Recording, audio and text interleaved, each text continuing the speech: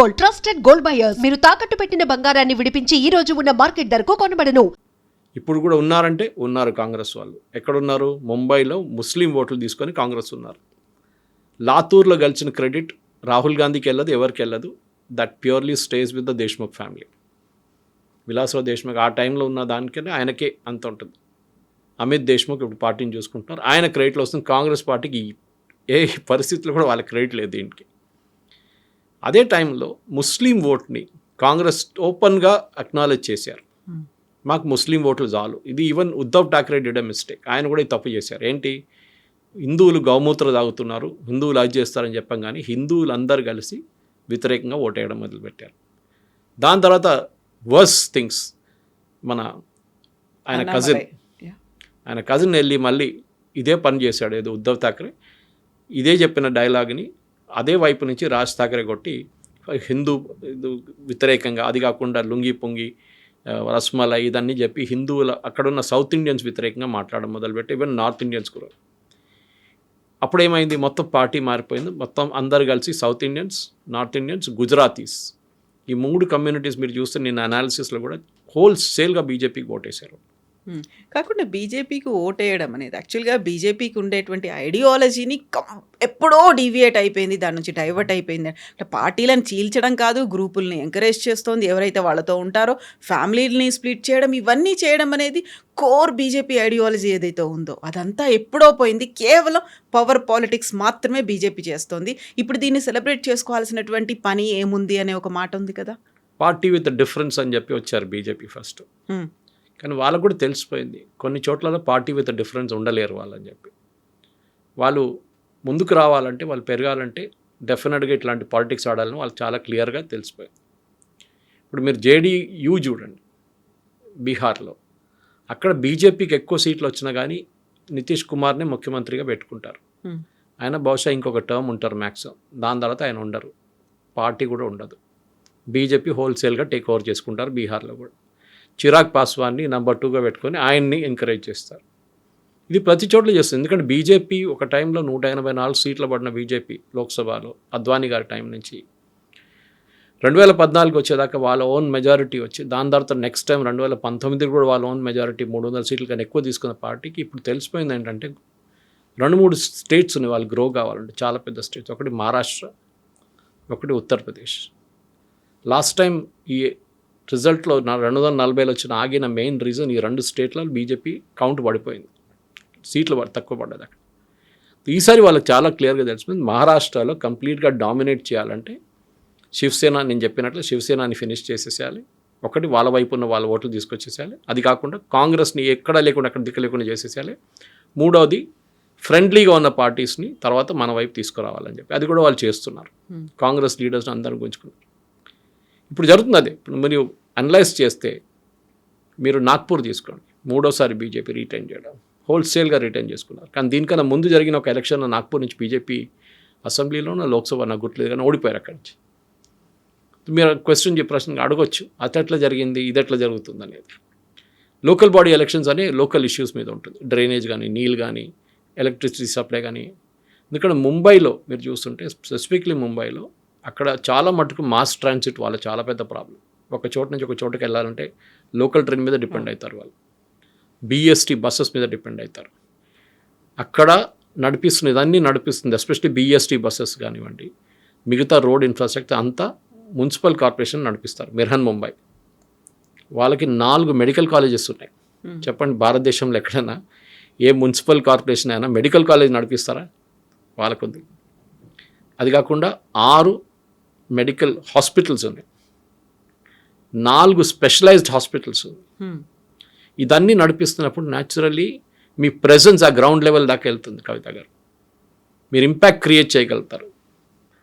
ఇక్కడ ఏంటి మన దగ్గర ఏంటి, మ్యాక్సిమం వాడు రోడ్ బాగాలేదు, నీళ్ళు రావట్లేదు, కరెంట్ సరఫరా బాగాలేకుంటే వాడు ట్రాన్స్కో చెప్తాడు, లేకుంటే నీళ్ళు రాకపోతే సివరేజ్ ప్రాబ్లం ఉంటే హైదరాబాద్ మెట్రో అంటారు. వాళ్ళ రెస్పాన్సిబిలిటీ ఏం లేదు జిహెచ్ఎంసీకి. ఈవెన్ మీరు మా ఇంటి పక్కన పేమెంట్ మొత్తం చేసేసారు, కబ్జా చేశారంటే కూడా వాళ్ళు ఇంకెవరో తల మీద పెట్టేస్తారు, అది ట్రాఫిక్ పోలీసు వాళ్ళ మీద పెట్టేస్తారు, రెస్పాన్సిబిలిటీ లేదు. సో మహారాష్ట్రలో జరిగిన ఈ ఎన్నికల్లో ఈసారి చూస్తున్న ఏంటంటే డెవలప్మెంట్ మాకు కావాలని చెప్పి ప్రజలు ఓటేశారు. దాంట్లో చాలా క్లారిటీ ఉంది దాంట్లో. ఎందుకంటే లేకుంటే ఎప్పుడో మరాఠా ఓట్సే గెలవాలి కదా బొంబాయిలో. కాదు, వాళ్ళు కూడా వచ్చినాయి అనుకోండి, 60+ సీట్లు వచ్చాయి, 69 దాకా వచ్చింది. కానీ ద అదర్స్ ఆర్ ఓటెడ్. మిగతా వాళ్ళు 227 సీట్లు, మిగతా ఓట్లు అందరూ అగేన్స్ట్ పోయిందన్నమాట వాళ్ళు. Coastal road, Mumbai metro, bullet train, అది కాకుండా అక్కడున్న మిగతా రోడ్ ఇన్ఫ్రాస్ట్రక్చర్ని డెవలప్ చేయడం, ఇంప్రూవ్ చేయడంలో కూడా చాలా మటుకు వీళ్ళు లాస్ట్ 2-3 సంవత్సరాల నుంచి డెఫినెట్గా పనిచేస్తారు, లేదని చెప్పలేము. షిండే గారు నిన్న కూడా విన్నారు, నెక్స్ట్ ఏప్రిల్ దాకా మొత్తం ముంబై రోడ్లు మ్యాక్సిమం కాంక్రిటైజ్ చేసేస్తాం, సో దాని తర్వాత మీకు పాట్ హోల్ ప్రాబ్లం ఉండదు. కానీ ముంబై లాంటి ఒక సిటీలో ఎందుకంటే అట్లా గ్రో అవుతుంది, అది చాలా మటుకు సబర్బ్స్ దాకా వెళ్ళిపోయారు, సబర్బ్స్ నుంచి ఇంకా బయటికి వెళ్ళిపోయారు. డెవలప్మెంట్ అనేది చాలా ఇంపార్టెంట్. ఇప్పుడు మన దగ్గర కూడా అడగొచ్చు, మనం జిహెచ్ఎంసీలో మనం ఏం తప్పు చేస్తున్నాం.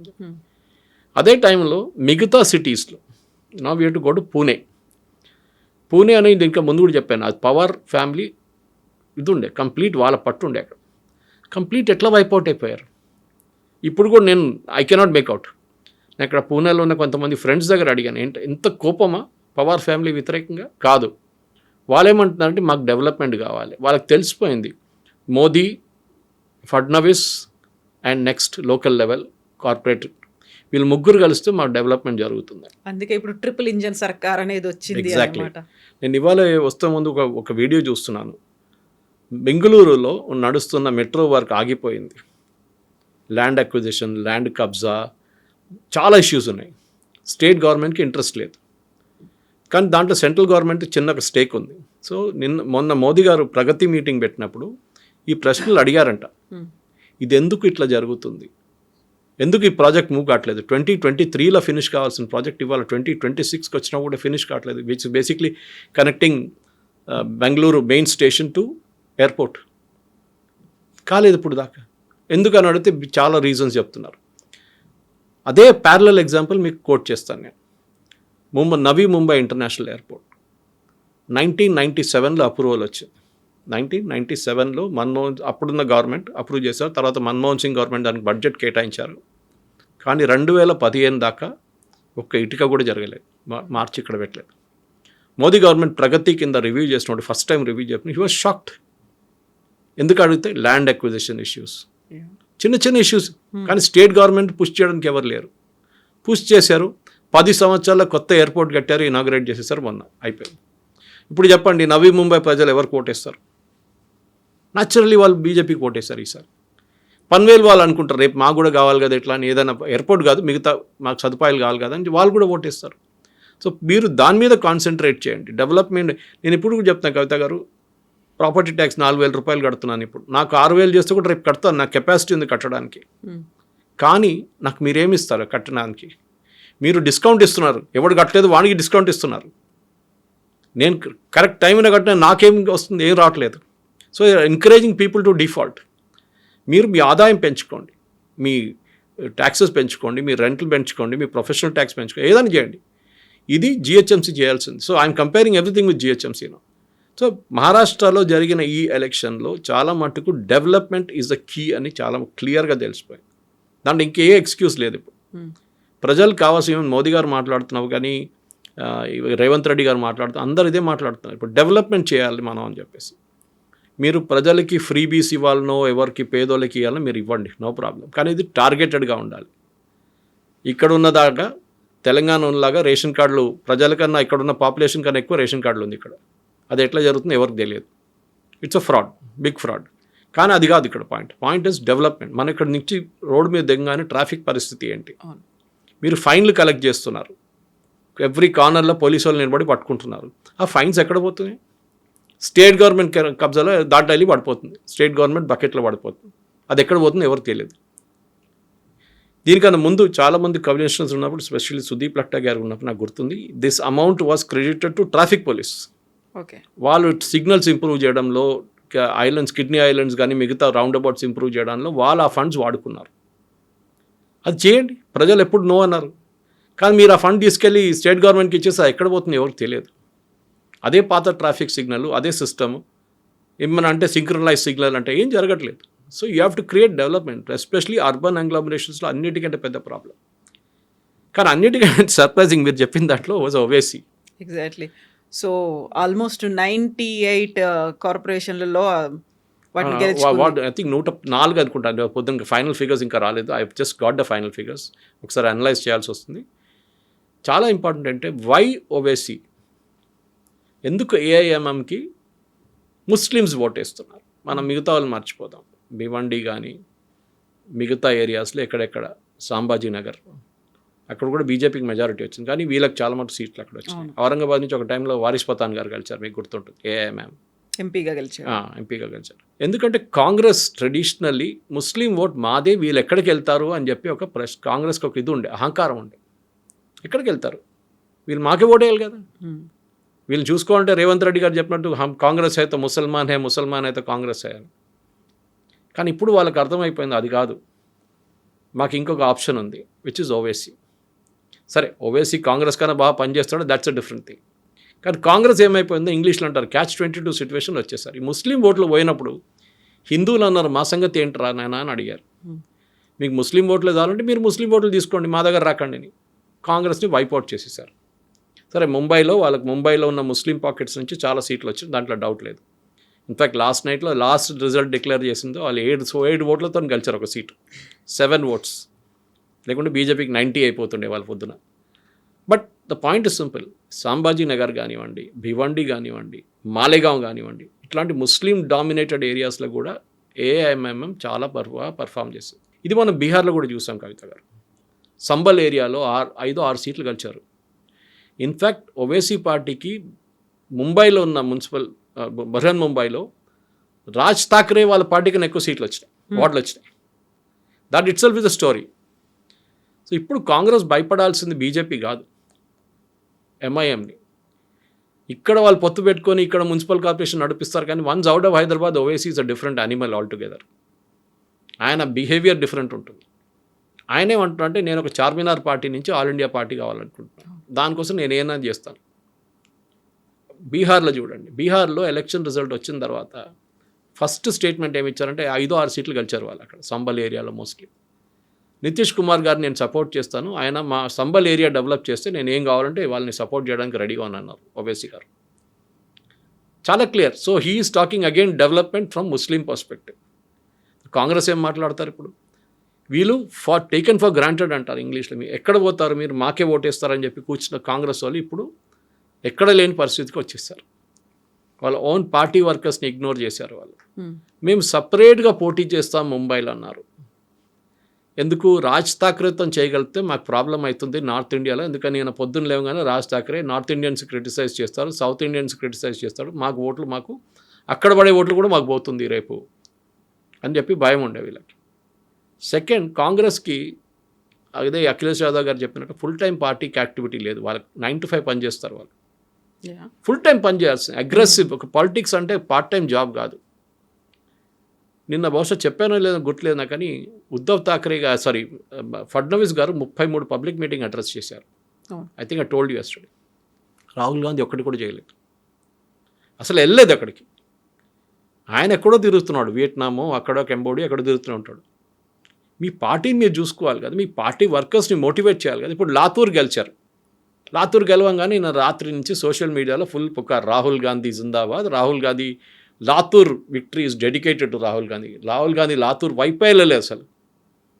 It is purely Amit Deshmukh's victory. రేపు బీజేపీ అమిత్ దేశ్ముఖ్ని తీసుకుంటే మీరు ఏం చేస్తారు? సరే, బీజేపీ స్టేట్ ప్రెసిడెంట్ ఒక స్టేట్మెంట్ ఇచ్చారు విలాస్రావు దేశ్ముఖ్ గురించి, it is not in good taste, correct. దాంతో కూడా బహుశా బీజేపీకి అక్కడ కొంచెం నష్టం వచ్చింది లాతూర్లో. నాందేడ్ ఏమైందండి, పర్భణి ఏమైంది, అన్ని ప్లేసెస్లో ట్రెడిషనలీ హైదరాబాద్, కర్ణాటక అని మన ఇటువైపు చెప్తున్నట్లనే అక్కడ it was a part of Hyderabad state. So అక్కడ ఇప్పుడు కూడా కాంగ్రెస్ కొంచెం ఇన్ఫ్లుయెన్స్ ఉంది ఆ ఏరియాలో, కానీ డెవలప్ చేయలేకపోతున్నారు మీరు. అది ఓవేసీ మళ్ళీ అక్కడ వచ్చి కూడా ఓట్లు తీసుకెళ్ళిపోతున్నారు. ఈ పరిస్థితుల్లో మహారాష్ట్రని రేపు, ఎందుకంటే ఇప్పుడైతే ఎలక్షన్లు ఏం లేవు అక్కడ, no Lok Sabha no assembly elections, కానీ రేపు రాబోయే 2029లో రాబోయే లోక్సభ ఎలక్షన్కి ఏం చేస్తారు మీరు? ఇక్కడ మళ్ళీ పాత సిస్టమ్కి వచ్చి పాత సిస్టమ్ లాగానే ఓట్లు తీసుకెళ్ళిపోతే దెన్ బీజేపీ మళ్ళీ ఈ 240 నుంచి 2090, 300 దాకా కూడా వెళ్ళొచ్చు. ఎందుకంటే యూపీలో కూడా వాళ్ళకి అదే ప్రాబ్లం ఉండే, అక్కడ యోగి ఆదిత్యనాథ్ గారు కోర్స్ కరెక్షన్ చేసుకున్నారు. ఇప్పుడు అక్కడ కూడా జూన్ 2027లో అక్కడ అసెంబ్లీ ఎలక్షన్స్ ఉంది. అక్కడ అదే స్ట్రాటజీ యూస్ చేస్తున్నారు. కాంగ్రెస్ అక్కడ కూడా తప్పు చేస్తున్నారు. అక్కడ సమాజ్వాదీ పార్టీతో కలిసి ముస్లిం ఓట్లు ఎంటబోతున్నారు. హిందువులు మళ్ళీ కాంగ్రెస్ వ్యతిరేకంగా ఓటేస్తారు. You have to decide. మీరు 2 గుర్రాల మీద కాలు పెట్టి నడిపేయలేరు, పడతారు కింద. ఇది నేర్చుకోవాలి. సో రాహుల్ గాంధీ ఫస్ట్ ఏంటంటే ఒక పార్టీని రీజువనేట్ చేయాలంటే మీరు కష్టపడి పనిచేయాలి. ఒక్కరోజు ఎలక్షన్ కాగానే నెక్స్ట్ ఎలక్షన్కి వెళ్ళిపోవాలి. మీరు బీహార్ నుంచి బీజేపీ వాళ్ళు డైరెక్ట్ బెంగాల్లో వెళ్ళిపోయారు. మీరేమో వియట్నాంకి వెళ్ళారు, కంబోడియాకి వెళ్ళారు. అది డిఫరెన్స్. మహారాష్ట్ర ఎలక్షన్లో మీరు ఓవైసీ గారు మా ఓట్లు తీసుకెళ్ళిపోయారు, ఓవైసీ గారు కమ్యూనల్ అని చెప్పగానే మీరు కూడా కమ్యూనల్ తక్కువ కాదు, మీరు కూడా చేశారు కదా అదే పని. అదే టైంలో బీజేపీ కూడా కొన్ని తప్పులు చేశారు, దాంట్లో డౌట్. ఒకటే నేను చెప్పాను, లాతూర్లో వాళ్ళు చేసిన కామెంట్ చేయకూడదు, చేశారు. దాంట్లో కొంచెం వాళ్ళకి ప్రాబ్లం వచ్చింది అక్కడ. అది కాకుండా మరాఠీ ఓట్ని షిండే గారు తీసుకురాలేదు. చాలా క్లియర్ అది. 90 సీట్ల పోటీ చేస్తే 25 సీట్లు గెలిచారు అంతే, which is strike rate of 30% ఆల్పో.